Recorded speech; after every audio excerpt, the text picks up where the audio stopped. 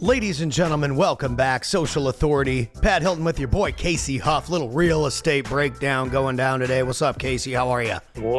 What's happening? What's happening? I see you guys are doing lots of deals. You got so many projects. You need more project managers. Let's freaking jump right into it and talk about what's going down in 2025 in Fort Worth real estate.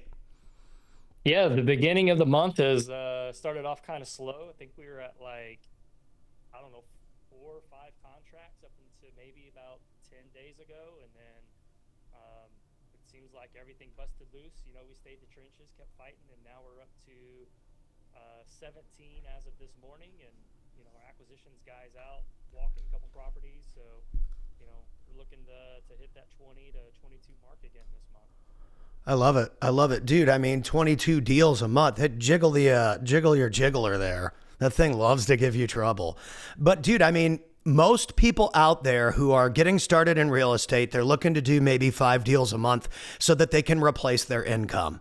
And I think that so often I go to all these conferences and these events, and even the conversations you and I have, we always go into the freaking asteroid field, like advanced stuff. And it's always important to remember that a lot of those people need our help. And so if you're in the trenches and you're driving for dollars or you're beating on doors or whatever you need to do, bird dogging or whatever, and you want to get to 10, 15, 20 deals a month, and again, this is just my opinion, an outsider, I would be linking up with people that already have those deals. And you guys have opportunities for people. So explain how that works, how people can actually work with you guys and get access to this deal flow for themselves. Yeah, I mean, we've had like our project manager, right, posting that we put today.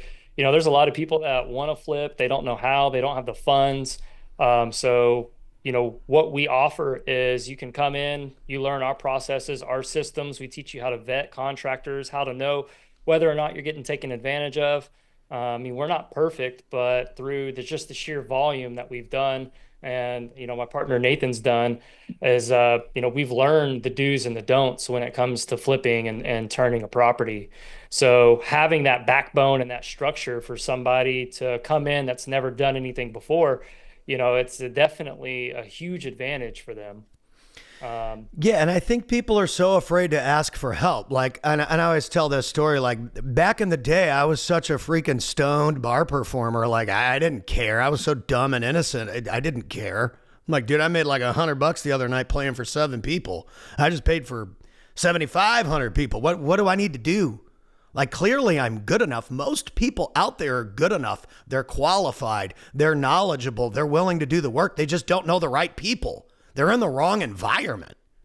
Yeah, I mean, it's you see it all the time. You know, a lot of people leaving these big box dispo companies now because it's, you know, it's getting more and more difficult to source deals and do deals. Where we run into is people, we make it so easy because, you know, we've been through the trenches and we've automated and built a lot of the processes and systems that people get in here and, you know, they do good for the first little bit. And then they realize, you know, now we're going to start holding you accountable and setting the standards and the expectations. And just like people starting in business, right, when things get hard, 99% of everybody wants to quit and go do the next thing that's flashy, that, you know, is easier. And they do that until it gets hard, and then they quit and go do something else. So, you know, those of us that are in any industry that are successful, once it got hard, we just doubled down, dug in, and worked through it. And I think that's what separates those that are doing it versus those that wish they could do it. I mean, in any industry. In any industry. And I saw Alex Hormozy had a clip where he was talking about the Matrix, where Neo's following Morpheus and they're walking down the street and he gets distracted by this chick in a red dress. Yep. And then once he turns around, it wasn't even a chick in a red dress. It was the Agent Smith guys trying to kill him the whole time. Yeah. And so many times people start to get a little bit of success. And this is, I had this struggle too, where, you know, we started doing this and that with videos, and it's like, all right, well, I want to double down because I'm definitely not going to be great at anything else. And this was at a time, 2018, 2019, 2020, where people hadn't really submitted to the fact that they had to be on social media yet. Like they still thought they could market without being someone that people see every day. And once COVID hit and everything locked down and you couldn't even go to the gym or church or any of this stuff. Well, here in Texas, we didn't even care. We went wherever we wanted. But in That's other true. places, they were telling you not to go anywhere. And it freaked everybody out. And so where did everybody go? TikTok, Instagram, Facebook. And if you were already there and you were already consistent, you easily began to capitalize quickly. And with the invention of all these AI tools, they're coming for real estate to help real estate investors. They're coming for people like us. All these tools do is help us be more productive, us make our subtitles look better, our edits look better. We already know how to do it all by hand. So when you add a robot, you add R2D2 into our little rebel alliance, all we're going to do is break into your system and beat you worse. And so I love AI and I love all these tools, but I think some people aren't looking at how can I utilize these things or how can I meet someone that knows how to use those skills and then integrate them into my business. And in real estate, we've said this before, it's such an amazing community. But the reason why it's an amazing community is because real estate investors know it's human to human connection that gets deals done. So you want as many people around you doing deals as possible so that you get more lead flow. And you guys do that really well. Nathan does that really well. Why is that so important? Especially with the bots coming. I think that human connection is going to be the 110% human connection people are going to put everybody else out of business. Yeah, I think, I think you hit the nail right on the head. There's definitely a spot in every business to use AI, right? The repetitive task and things like that. But when it comes to human interaction, sales, right? Like, yes, can you use a AI to set an appointment to, get property condition and ask questions to get a response and alter that? But what they don't show is empathy. They can't alter the tonality of the conversation. They can't lead a conversation kind of like you can, just having a regular conversation with somebody. So yeah, I feel, that's one of the reasons why I've never gone virtual wholesaling or buying real estate, is because I have that mindset that if I can get in front of somebody, I can go smell their house, touch their house, apply our specific way of how we acquire deals, right? We're able to get those deals $15,000 to $20,000 deeper than if we would have just signed the contract on paper and gone. So, I mean, when you multiply that across 20 deals a month, let's say it's a 10K average, right? Doing belly to belly versus virtual, that's 200 grand a month times 12, that's an extra 2.4 million, that you're doing. That's like an entire revenue of a company.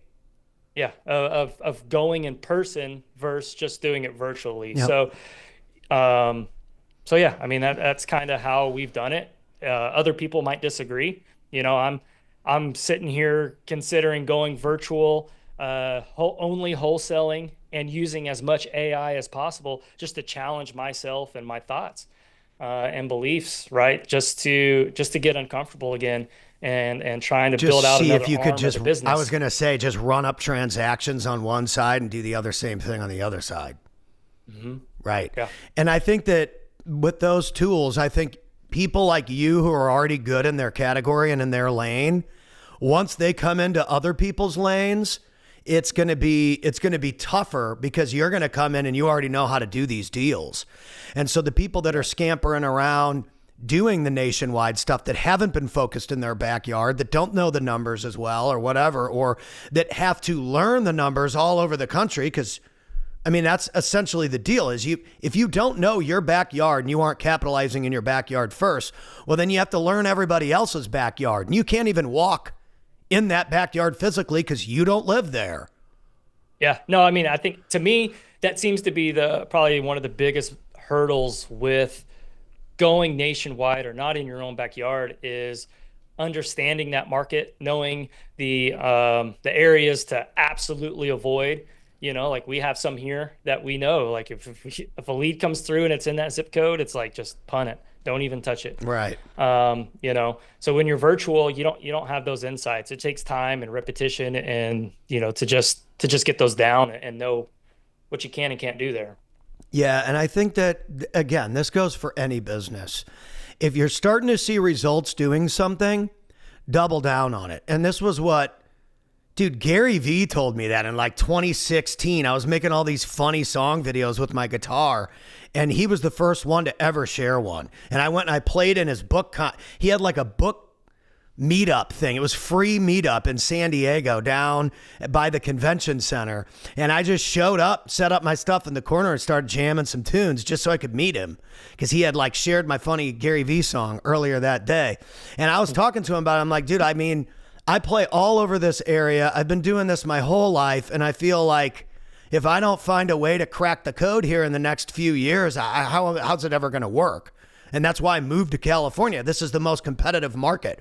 I want to play against the best people, and I want to figure out how I can outwork them with my style. And it wasn't that I was going to be a better vocalist. I definitely wasn't going to be a better guitar player. But as a songwriter, a creator, and a performer, that's how I was able to beat them. And he was like, dude, your shit is funny, it's creative, it's marketing and advertising based. So as long as you continue to do it in a way that markets people, why wouldn't anyone want to have you marketing them? And so I just kept singing about all kinds of people, and then the Cardones put me on that big stage. But I think that the time in between there, the year and a half that all my stuff got 67 views, and I was posting 2 or 3 song little videos a day, people were like, dude, you're crazy. Yeah, what are you doing? What are you doing? I mean, a solid year and a half. And then Cardone shared one of those, and everyone was like, oh, dude, I always love these videos. And you can't get mad at people. It used to be so frustrating for me. But you can't get mad at people for not understanding when you haven't scored a big touchdown or hit the big field. They don't have a replay to look back at of you winning. So how would they even know that it works until you show them that it works? And I think that little phase is pretty lonely. And then it does kind of start to work. And now it's like, well, now I have to continue to duplicate this result and duplicate this result. And I think that's when you start to realize you've got a skill set that's unique, or you've got a category expertise that's unique. And then some people stop rooting for you because they're like, okay, well, now this person's a threat. Now this person's coming for my slot or my this or mine. Those people never make it. So you've already beaten them before you've even passed them.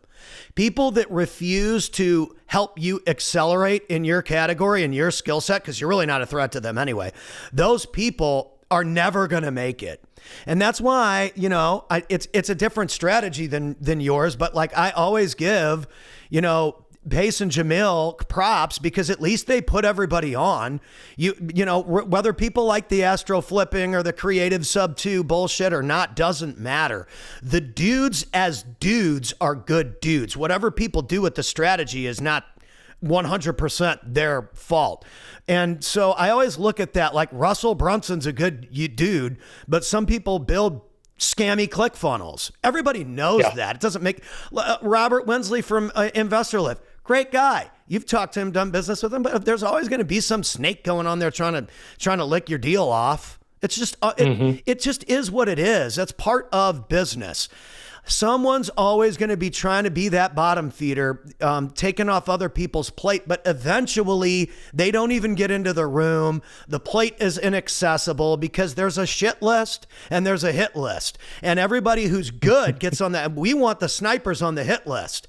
That's the list you want to be on. And again, most of the people I meet that are the best in certain categories, people do not necessarily agree with someone else's marketing style or someone else's approach or this wholesale style compared to this one. And there's kind of disagreements within those categories, but usually the people that actually do deals outlast everybody.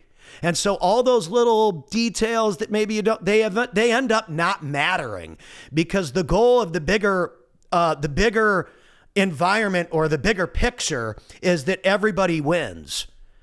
And so if you're not an everybody wins player and you're an everybody sucks taker, eventually you just aren't even invited anymore. And so if you're out there and you're struggling, just say you're struggling.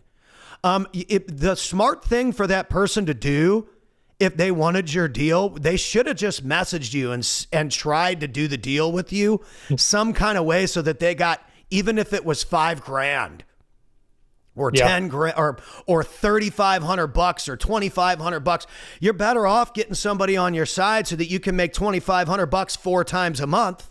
Now you're a six-figure. Now you're doing 6 figures instead of trying to scam somebody out of a $20,000 deal. And now you just ruined your entire reputation for the rest of your life over 20 grand. That sounds like one of my old partners. It's not worth it. That's so stupid. 20 grand ain't gonna get you very far. And you can always tell when somebody's got that brokey mindset because they think that's going to save them. It's not, dude. It's the long term. That's the only thing that works, especially now that social media and the internet is here because everybody knows everybody. Yeah. No, I mean, the real estate space is massive and there's tons and tons and tons of people doing it. But those of us that are doing it, usually know all of those others that are really doing it. Totally. So, yeah. So it's when you can easily spot a phony or a newbie, right? Even as, they try as hard as can be to not come across as that. It's just to, accept it. It's like, yo, yeah, I'm new. Well, dude, looking to do my first deal. Just be the newbie. Who cares? And that's what I said. Like when I was coming into it, I just wanted to play. Like, dude, I've been playing on stages since I was a kid. I don't know shit really about business, but I have gigs every week. I must not be that bad at it. Let me play on stage. And what I realized was people who are great at business aren't necessarily great on stage at all. In fact, most of them are really boring and very, very hard to watch. And they don't know how to communicate well. And they're actually so intelligent that they have a tough time breaking it down into simple bullet points. And average idiots like me that are trying to really learn, business and startup and foundational stuff have a hard time even listening to some of these advanced speakers because they don't know how to communicate to a general audience. And so that gave me even more of an advantage. I'm like, oh my gosh, well, this is great because I can explain this better than Captain Billionaire here. And so you always, from the outside, you always think if I got the $1 billion or I got this or I got that, then I made it. Everybody's going to know who I am and I'm going to have this. It's actually, sometimes it's the opposite.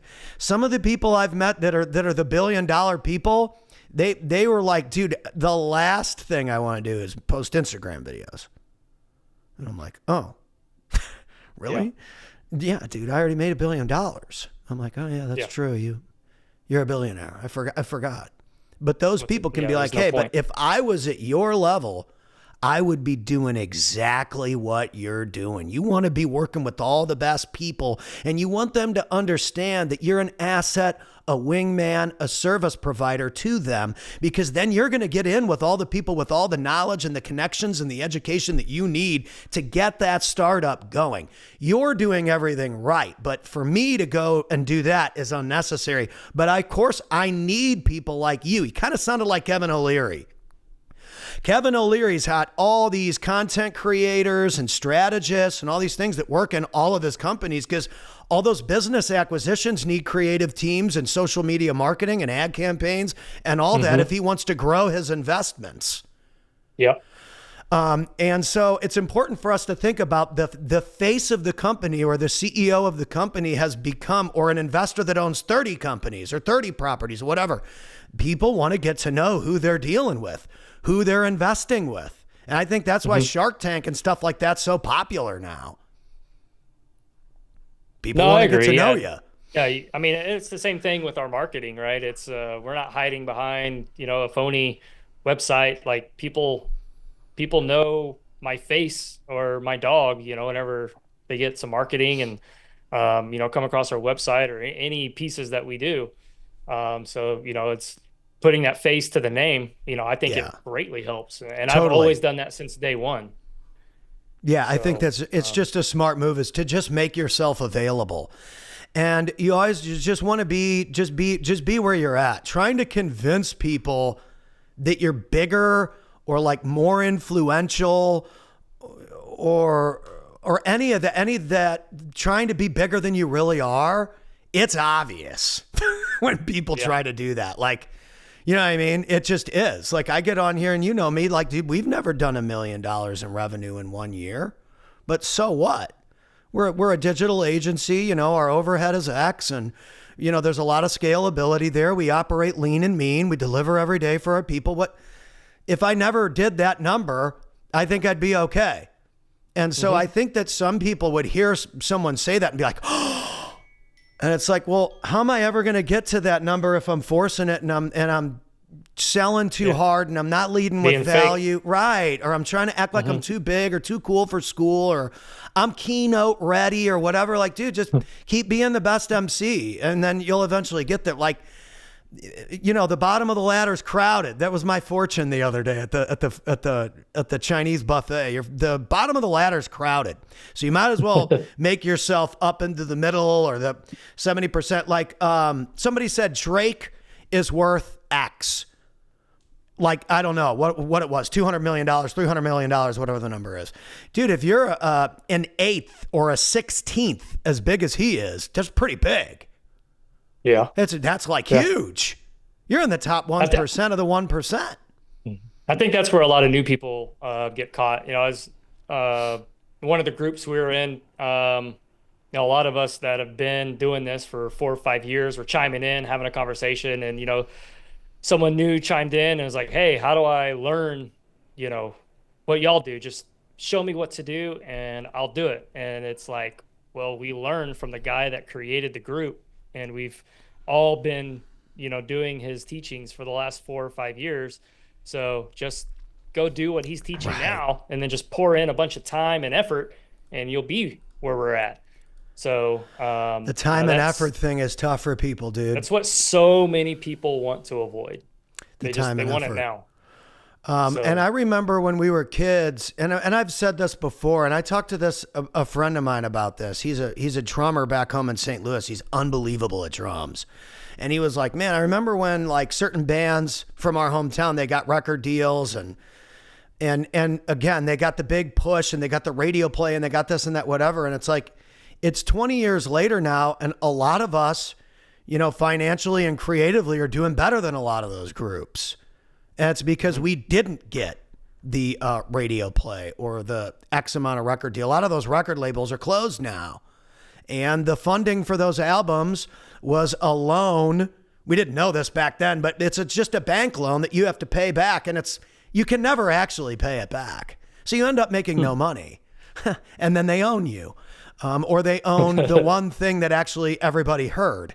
And so yeah, you don't know until you know.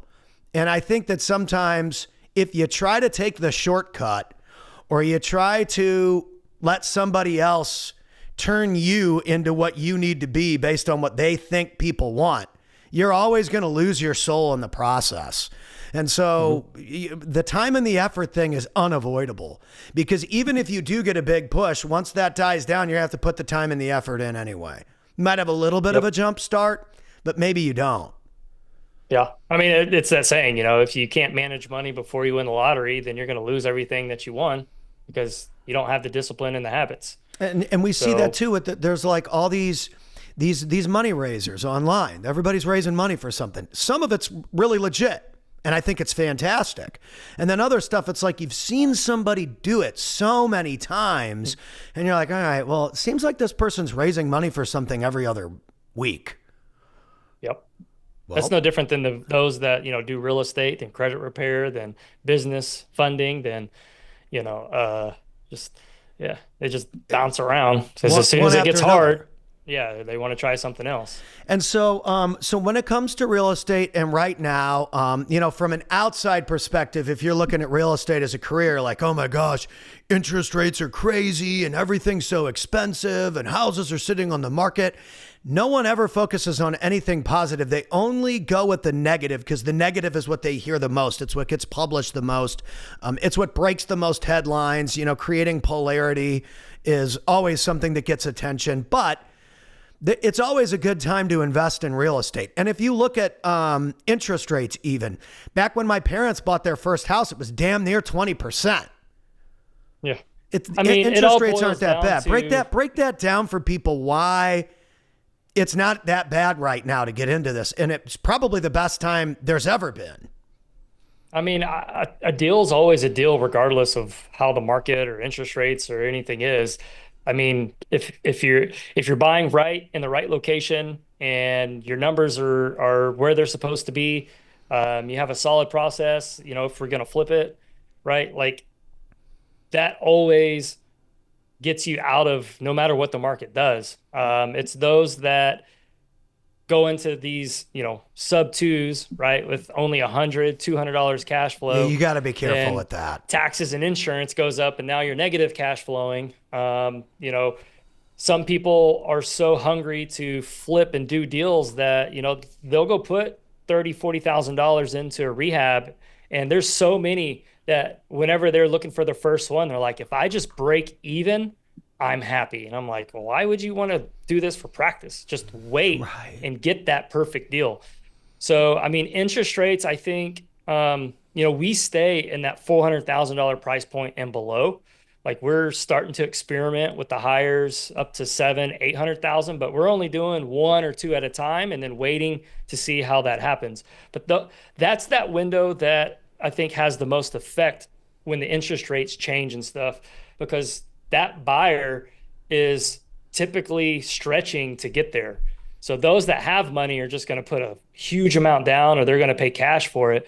And first time buyer, it is what it is. There's always going to be first time buyers out there. Right. So I think knowing your asset and your end buyer before you even go into trying to do your first deal is important.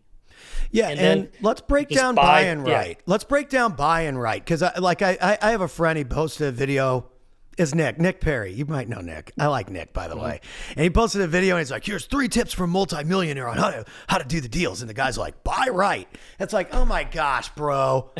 Well, of course you're going to say that. And God bless them. I get what they're saying. I've seen 80 million videos with the same script. ChatGPT must have come up with that script for you guys. I love you. But it doesn't even help me, the MC who's been in the room for 5. What does that mean? Buy right. Can we break down what buy right means for people? Because I think that I'm dumb enough to admit that I don't get what that means. Yeah, so buying right. Help me understand that. If we're in Fort Worth, Texas, and you're looking at 400 and below, what does buying right mean? Let's start there. So buying right, the first thing that you want to look at is, what is the after repair value of the property? If the property is, you make it look like it was built yesterday, what is that going to sell for based on previous sales data, right? So that's your ceiling. Let's just say it's $300,000. Okay. The next thing that we want to look at is time to sell. So how long does it take that property to sell? So if it's, like some people have, if it's 30 days or under, I'm willing to pay a little bit higher percentage of the 300,000. If it takes 2 years to sell, then I might be at like 40% of that 300,000. So that's kind of the entry level formula, right? So for us, we'll consider the location and days on market, and then we'll determine how much of a discount off of that we want. So because our holding costs, our private money, our insurance, our taxes, all of that's going to come into play of how much out of pocket we're going to have to pay. So let's just use a number, 10,000 or 10%, right? Okay. So 10% is our cost. So 300,000 is what the property's worth. Okay. We're going to cut 10% off for holding cost, insurance, paying agents and things. So that's $30,000. Yeah. So now that puts us down to 270. 270 is is now our starting point. And then how much rehab does the property need? So we go into that. There's tons of things out there how to figure out what your rehab is. Well, let's just say it's $50,000 in rehab. Okay. So now we're at 220 before you make a profit, right? Before things go perfect. If things go perfect, you're at 220. So now you want to correct. So now you kind of want to create a little buffer. Okay. So let's say, the market changes, something like that. Let's adjust it maybe another 10%. Okay. So now 200,000 before I make a penny. So now, based on how long you're going to rehab the property, your holding cost and stuff like that you're estimating, how much money do you want to make? Are you okay? Like for us, we want to try to be dollar for dollar. So if it's a 30K rehab, we want to try to make 30. So we would buy that asset for like 170. Or you don't buy it at all. Correct. See, this is where I think people get hung up on the buy right thing, is that they think that if they get anything under contract, it's a win. You got to be careful with that. You see so many wholesalers, they're like, okay, it's ARV's 300, that after repair value, buy now for 200. You have $100,000 spread, go to town. And then you look at it and it's like, okay, well, 10%, there's 30K off of it. Now I have 70. Yep. And the house is a full gut job. Like it's outside, then you open up the door and it's just studs. And I'm like, well, I might as well demo that house and start over. I was going to say, you might as well knock it over. So they just think, oh, I have $100,000 spread. They don't understand that we have costs associated with buying that cuts into that 100K. Then you have the rehab that cuts into that 100K. And then by the time it's all said and done, you're going to have $70,000, $80,000 in holding cost and rehab to only make 20.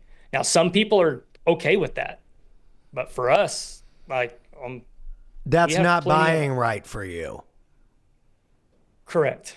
We will honor a relationship that we've built buying from a wholesaler and make that small amount. Right. But if a new wholesaler brought that to us, we would pass on it. Got it. So this is important to think. And by the way, for people that are out there making videos, this is important for you to think about. And I know that in a 20-second, 30-second clip, you don't have as much time as we do here on this type of a recording process. But like, most people don't know what buy right means. They just say it on a video and expect everybody in the world to know, oh, well, just buy it right. It's like, well, if you just eat in a calorie deficit, you'll lose weight. It's like, dude, cool. Okay. Well, yeah, it's easier said than done. 91% of us all are still fat asses. So can you explain what that means, please? People need bullet points and they need it broken down. And so that's something for people to think about, especially outside looking in. No one wants to admit that they're a dumbass. I don't really care. But that's part of the reason why I think we get the questions and we get the answers. I'm walking around with a microphone a lot in these auditoriums, and I can see the fear on somebody's face. They don't even want to ask because they don't want to look stupid. That's not fair to the audience. Yeah. No, I mean, that's... You know what I mean? What's the best way to put this? Like, there's valid questions that come from newbies, and I'll answer those all day. But it's the ones that they've asked everybody. They just don't like the answers that they're getting. Like, hey, how do I become successful? Well, go follow that guy's teachings, put in the effort, and follow it step by step. I don't like that. And then they'll go to you. Hey, Pat, how do I do this? Right. Well, and then they just keep bouncing. And you know that you just just action. Yeah, so, my buddy Brad calls those people holes because they just ask everyone over and over and over again, but they don't do anything, like assholes. So they're holes. I like that one. I think that's a good one. I like that. Yeah, don't be an asshole. Don't be an asshole. So let's break down that one more. So if you're gonna take that formula and then you apply it to like Nashville, Tennessee, or Miami, Florida, or Tampa, Florida, or I don't know, San Diego, California, or whatever, the numbers are all going to be different based on what the pricing is in those areas. But really, you're looking to pay what on a property? Like what across the country? Is there some kind of, universal number that you guys look to try and I make off mean, every I property that's think the that same, the right? industry has said, hey, 70% minus repairs, Okay, got it. right? And that's a kind of a good ballpark rule of thumb. But whenever you get into these micro pockets, like, I don't know San Diego, but there's going to be micro pockets within San Diego that some buyers in there might pay up to 90%, like all these people that are like, oh, I'm a hedge fund, I'm a buyer for a hedge fund, blah, blah, blah. Like, good for you. But I mean, Yeah, it must be there are nice. people, yeah, like, hey, hedge funds, hit me up for some marketing, right? Right. And just let's get rid of the buyers. But Yeah. so yeah, I think there's pockets within areas of the Metroplex that, will do 75, we'll do 80 because we know it. We know it's so good. We know that house is going to need foundation, plumbing, XYZ. We're going to spend this much money. It's going to sell this fast. This is the finish out, right? So over Mm, time, we've done so many repetitions that we know. Whenever we get into the outskirts, the small towns outside of DFW, that 70% is now going to go down to 50, 40, 30. Or, hey, we're only going to buy it for land value. I don't care if the house was built yesterday. I only want it for the dirt. right. And if they say no, adios. On to the next one. And that Correct. right there, that's what people struggle with. I did that Closers Olympics thing 2 years in a row. I like emceed it. It's like 3 straight days on the computer all day, 8, 10 hours listening to people do cold calls. And I got to be honest, like a couple, more than a couple, quite a few of these like CEOs doing the calls, they were awful on the phone. They were terrible. And I'm like, how do these people run companies in this vertical when they can't talk on the phone? Yeah. It was mind numbing to me. And it might have been because it was long, but it was also because it was just like, sometimes you get a bad time slot, so the leads are kind of shitty. There's a lot of things that go into play there, but regardless, some people, the point I'm making is they'd sit on the phone with someone that wasn't going to close way too long instead of moving on to the next call. Yeah. I mean, and it is, Like, dude, just move on. This deal is not going to close. yeah, it's you're qualifying for the 4 Ps as fast as possible. Right. Is there pain? Do they have a place to go? Does the property need a value add?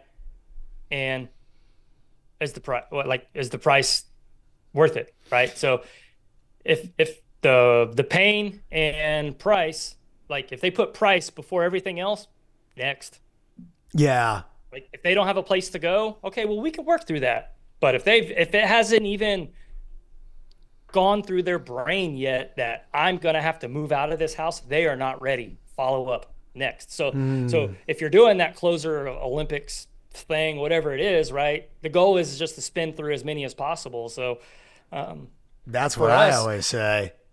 yeah, for us, I mean, my VA team, I mean, they do a great job. They're almost like mini acquisitionist, and then like they funnel all of that out.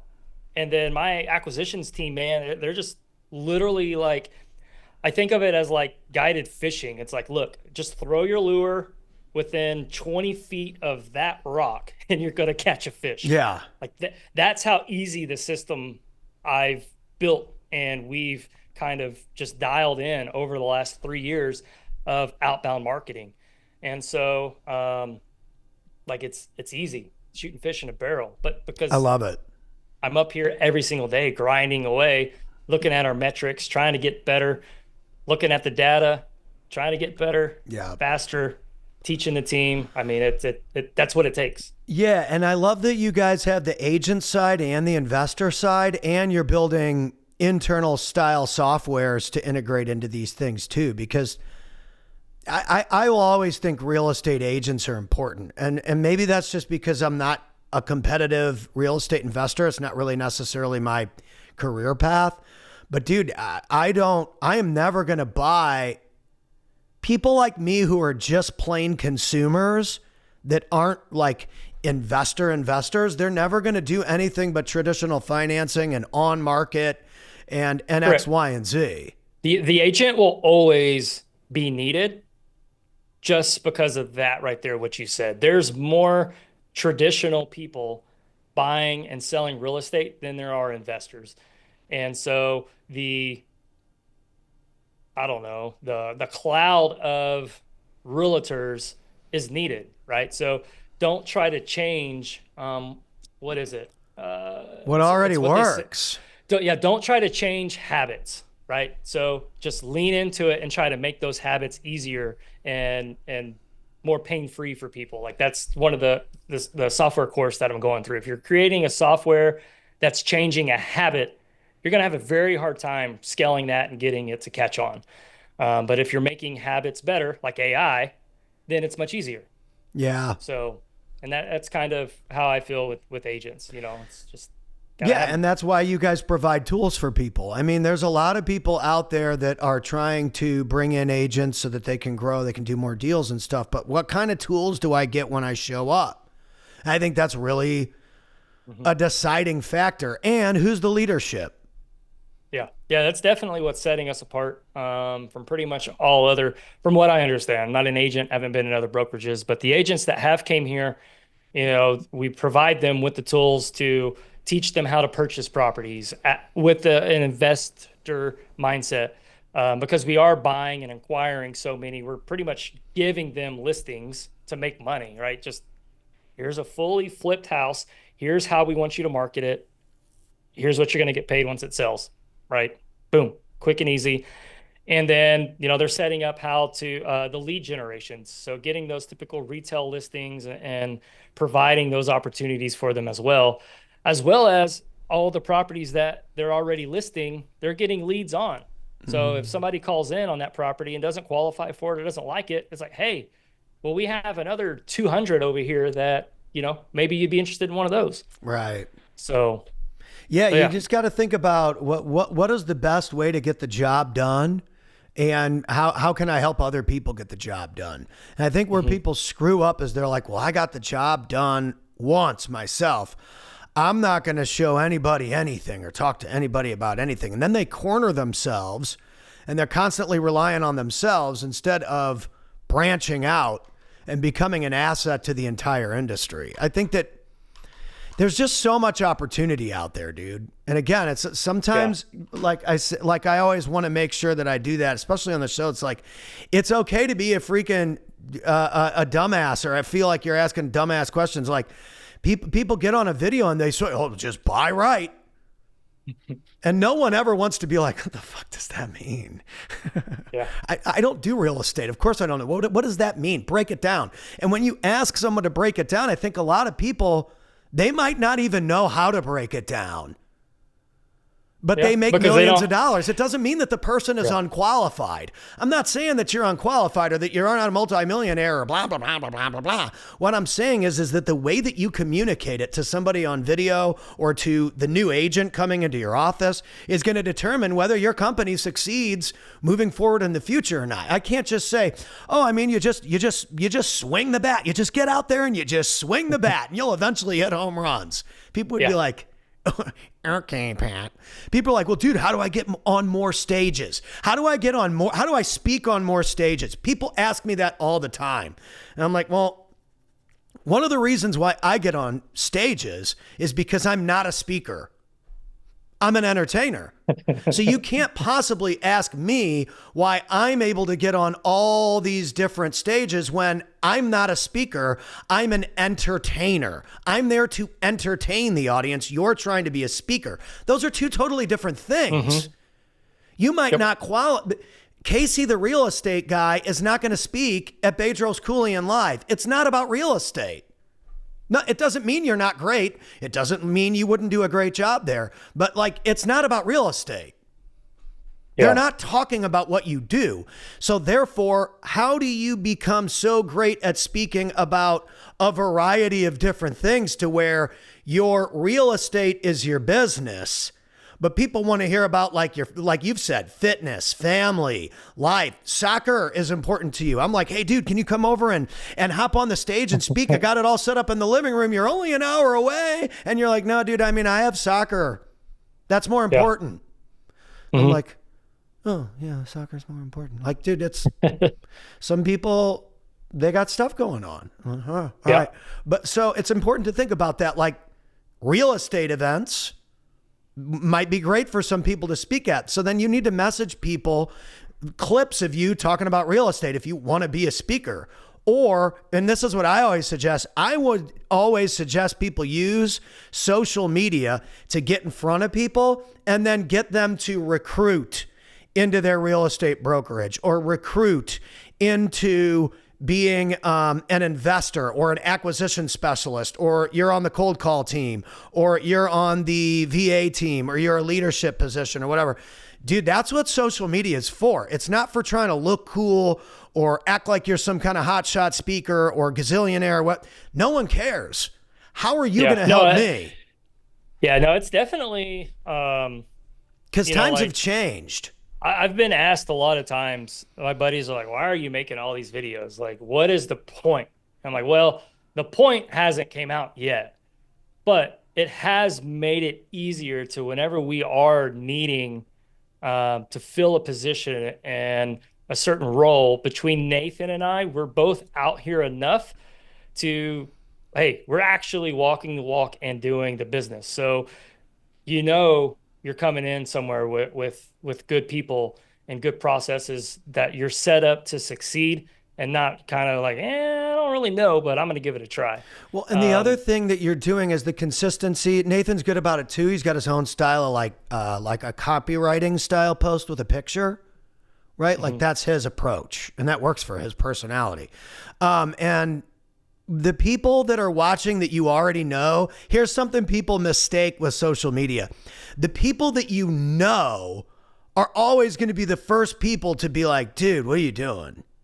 But what you don't realize, or what they don't realize, is there's all these people that you don't even know that watch you all the time that never click like, never click share, never comment, but they see you every single day and they're trusting you more and more and more and more. And then when you finally do say, hey, I've got this thing coming out. I'd love to come and speak at your mastermind, or I'd love to be a part of your meetup or whatever. You're going to be the first person that they message.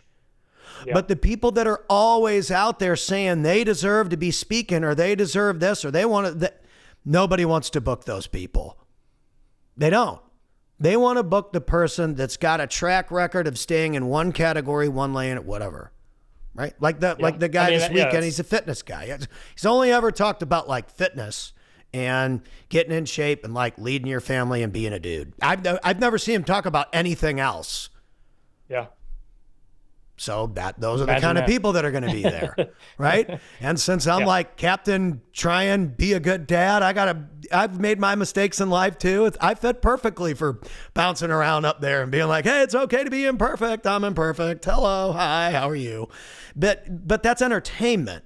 And so if you want to be a speaker and an expert, that's different from the MC and the entertainer and the show host. I'm like the Chris Rock or the Dave Chappelle or the whatever of the show, or the Nikki Glazer. I'm way better looking than her anyway, but you get my point. Yeah. No, 100%. You got to think about how your gear fits into the bigger machine. And in real estate, there's so many little pieces in just wholesaling that one person does differently than the other person or this person. We want to hear all 5 perspectives. So be great in that one little gear shift. And if you guys are able to provide opportunities for people in multiple pieces of the machine, well, dude, you're going to be really difficult to beat because most people can't cover that much ground. I can't. I stay in my little corner. Yeah. But being a brokerage and an investment company that's a local home buyer, and then software, and dude, you guys are going to expand. You're going to get to a point where, and it's already happening because somebody made a post about it this morning. You're going to expand so heavy here once you really hit the button that everybody's going to be like, oh my gosh, I want to work there. I want to do this. I want to do that. And then you're going to have to get really selective about what you say yes to and what you say no to. Yeah, no, 100%. I have a list of things that we can easily add to our systems and processes that we're doing.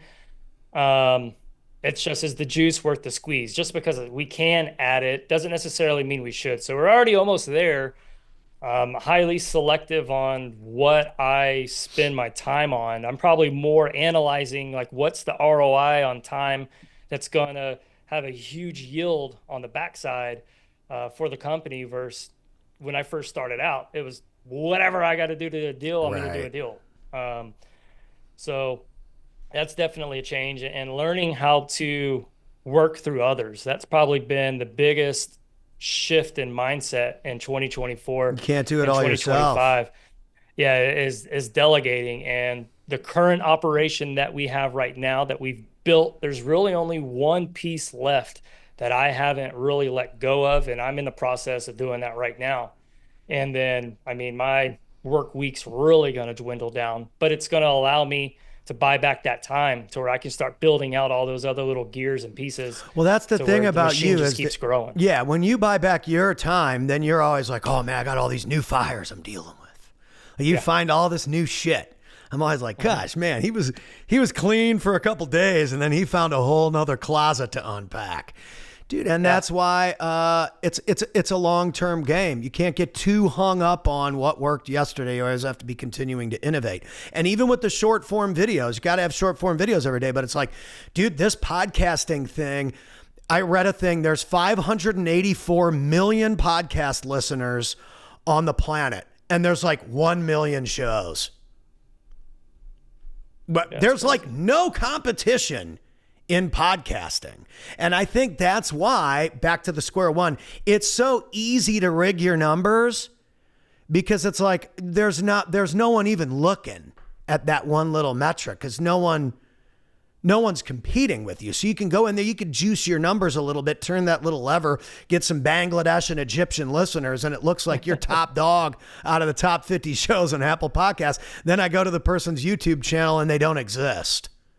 Yeah. It's never, ever a smart play because those people that do that, what they don't understand, it's not everybody, by the way, but they're out there. You are losing deal flow because someone that did trust you, that's got that $3 million business with 30% margins and they want to exit, they're going to find out that you're full of hot air and they're not going to do the transaction with you. They're going to choose somebody else. It's not always about who's got the biggest following. It's who's the most trusted.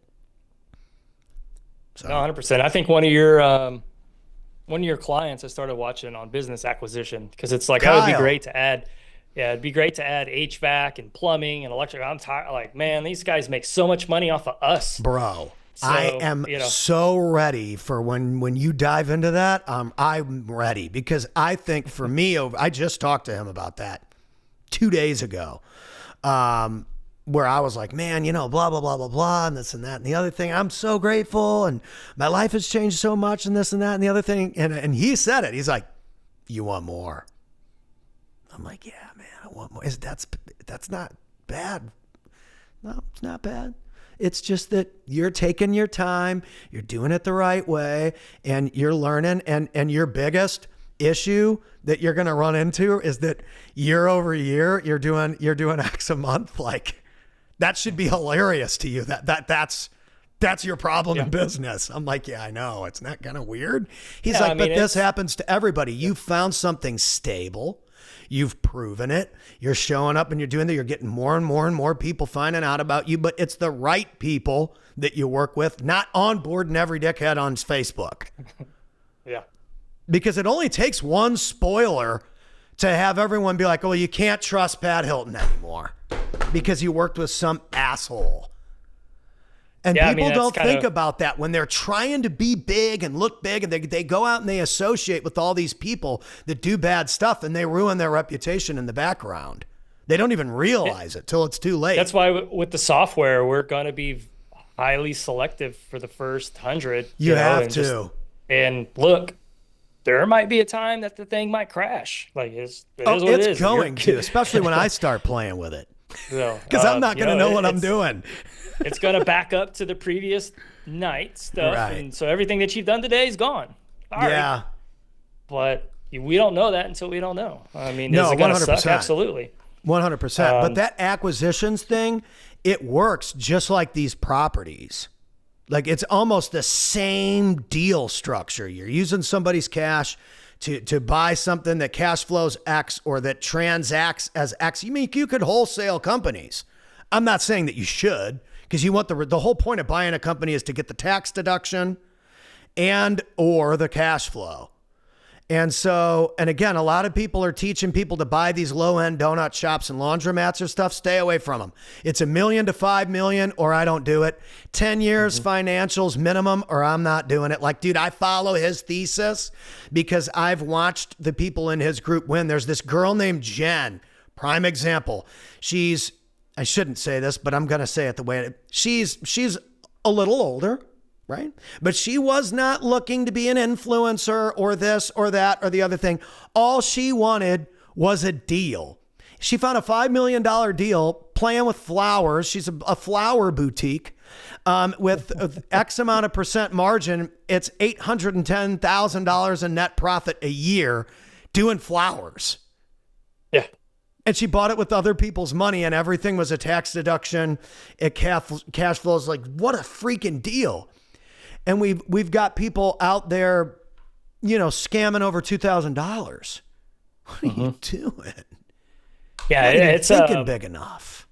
Yeah, that's. I think it was last week I was talking to you. You were at his house or something, and you immediately linked us together. Boom, boom. And I was like, I'm not ready yet, man. Hold on. No, it was you. Oh. Because it was one of his videos, and then you just thought, Kyle. You're like, hey. Yeah, you're like, hey, Kyle, Casey. And I'm like, I'm not ready for that yet, man. Hold on. You are. I'm just looking under the curtain.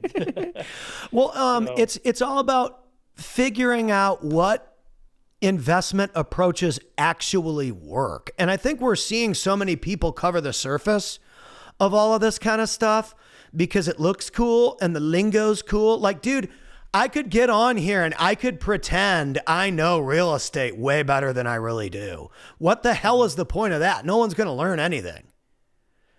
That doesn't help anyone that watches this. I'm better off just being honest. Like, dude, what does buy right even mean? Because everybody wants to ask that question. They just don't want to be the idiot that asks. And the same thing with the business acquisition thing. Like, there's so much about those deals I still don't get. And I've been sitting through his seminar for years. That's just part of it. I mean, one of those moves for a normal individual who's got a W-2 replaces their income for the rest of their life. And that's what we're here to do on these shows. And that's what we're here to do with content. Help provide people an opportunity. Somebody comes into your brokerage, they do 4, 5, 6 deals a month. I mean, they've just changed their entire life. Mm-hmm. Yeah. If you come work for ambition under acquisitions, dispositions, or as an agent, you're dealing with customers, whether they're a buyer or a seller, and you're not making 6 figures. What I tell people in an interview, it's like either you suck or I suck, and I don't suck. Right. So there's a reason why you're not making that type of money.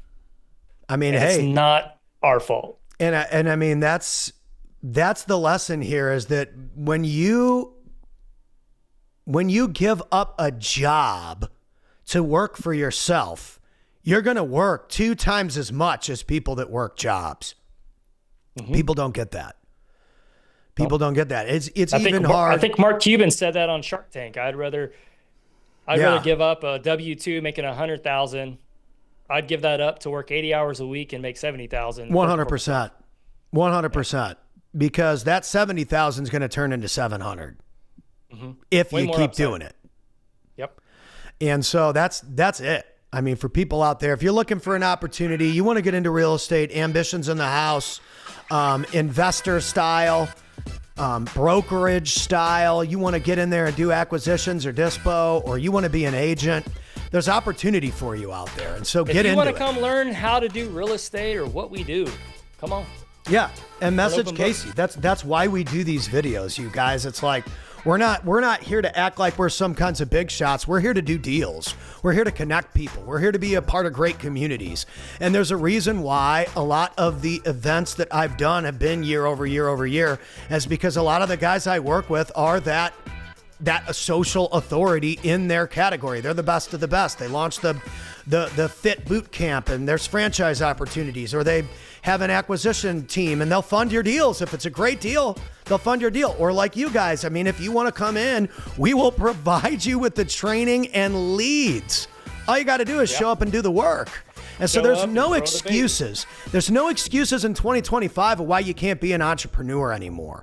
And by the way, working for someone else and being a great part of their machine, dude, do it. You don't have to do everything by yourself. That's a myth. It's a myth that you got to go out there and do this stuff by yourself, because to grow, you're going to need other people anyway. So you might as well get started working with other great people now. So click 100%. On Casey's name, get in touch with him if you're into that, and we will see you on the next one. Peace out.